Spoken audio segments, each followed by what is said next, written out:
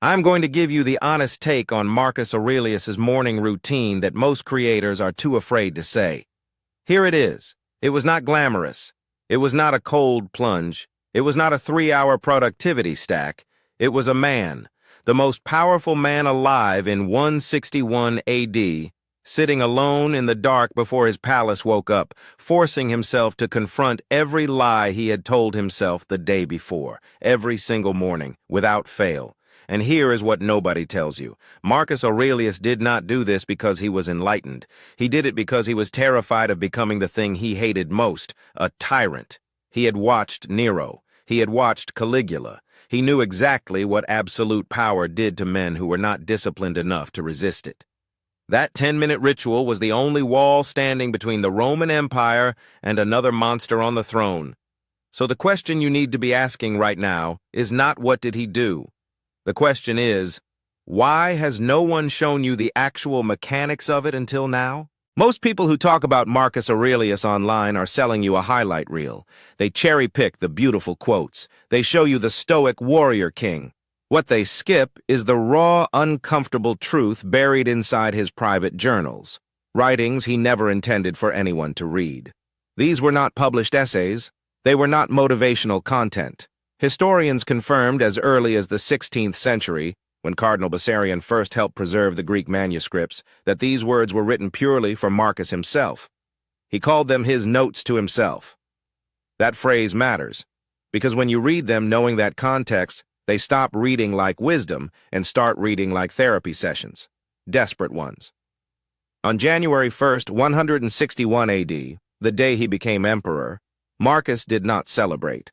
According to Roman historian Cassius Dio, he wept. He wept because he understood what the role would cost him. And from that day forward, his morning practice became less about ambition and more about survival. The creators who skip this part are skipping the entire point. The routine only works if you understand the pain that built it. Here is what Stoic scholars have understood for decades that the productivity influencer crowd has completely missed. Marcus Aurelius did not have one morning routine. He had 3 interlocking practices that worked as a single system. Stoic philosopher Pierre Hadot, one of the most respected voices in ancient philosophy, writing in 1987 in his landmark work, Philosophy as a Way of Life, called these spiritual exercises. Not metaphors. Actual cognitive exercises performed in a specific sequence. The first was a premeditation on difficulty. Before leaving his bed, Marcus would rehearse everything that could go wrong that day. Not as anxiety, as preparation. He writes in Book 2 of Meditations, and this is a direct passage, "When you wake up in the morning, tell yourself, the people I deal with today will be meddling, ungrateful, arrogant, dishonest." He was inoculating himself against disappointment before the day began. The second exercise was a review of his role, not Marcus the man, Marcus the emperor. The Stoics called this playing your role well, understanding that you are an actor assigned a part, and your job is to execute it with excellence regardless of how you feel. The third, and this is the one almost no one talks about, was a deliberate confrontation with death.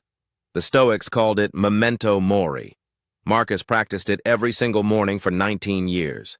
Let me break down why these 3 exercises work as a system, and why doing only one of them gives you almost none of the benefit. Think of it like a tripod. Remove one leg and the whole thing collapses. Premeditation on difficulty without role clarity just makes you pessimistic. Role clarity without memento mori makes you arrogant. You start believing the role is permanent. Memento mori without premeditation leaves you paralyzed by impermanence instead of energized by urgency. Marcus ran all 3 in sequence in under 10 minutes. Here is how the actual sequence worked, based on structural analysis of meditations by scholar Gregory Hayes in his 2002 translation. Step 1. Sit with discomfort. Do not reach for distraction. Spend 2 to 3 minutes in silence acknowledging what is difficult right now, not solving it, just naming it. Step 2. Ask yourself one precise question. What does my role require of me today, not what do I want? Marcus returned to this question so often across 12 books of meditations that Hayes identified it as the single most recurring theme in the entire text. Step 3. Remind yourself that today might be the last time you face this particular problem. not morbidly, as a focusing mechanism. The Stoics understood that urgency is not created by pressure. It is created by finite awareness. When you know time is limited, trivial complaints fall away instantly. That is the system. And it took the most powerful man in the ancient world 19 years of daily practice to master it. Now here is where it gets impossible to dismiss. Marcus Aurelius ruled the Roman Empire from 161 to 180 AD, 19 years. During that stretch, he faced the Antonine Plague, which killed 5 million people across the empire. He fought the Marcomannic Wars on the Danube frontier for a decade. He dealt with the betrayal of his most trusted general, Avidius Cassius, who declared himself emperor in 175 AD. And through all of it, not one documented instance of a paranoid breakdown, not one massacre of senators, not one... Here is the part that actually matters for you in 2024. You are not ruling an empire, but you are facing something Marcus would have recognized immediately, an environment designed to fracture your attention before you have had 30 seconds of silence. Your phone is Caligula. It is demanding, irrational, and it will consume every minute you give it without producing anything meaningful in return. The three-step system translates directly into your life with zero modification required. Before you look at your phone tomorrow morning, and I mean before, not after, not during, sit for 10 minutes. Minute 1 through 3. Name one difficult thing you will likely face today. Not catastrophize. Name it specifically. Say it out loud if you have to. My manager is going to push back on my proposal. Specific. Stated, diffused. Minutes 3 through 6. Ask yourself what your role requires, not what you want the day to look like. What does your responsibility to the people depending on you actually demand? Parent, partner, professional. Name your role and name one concrete thing it requires. Minutes 6 through 10. Spend 30 seconds, just 30, reminding yourself that you will not always have the ability to do what you are about to do today. That meeting you are dreading? One day you will not be able to have it. That conversation you are avoiding? One day the person will not be there. Urgency is a gift when it is pointed at the right things. Marcus used it every single morning to decide what deserved his full attention. And here is the thing. He wrote all of this down. Every day. Which is exactly where the affiliate mention fits naturally into this story. If you want to go deeper, and I mean actually go deeper, not just watch another video, the single best thing you can do right now is listen to Meditations on Audible. And I want to be clear about why I am recommending this specifically. Meditations is the exact journal Marcus used to build and maintain this routine.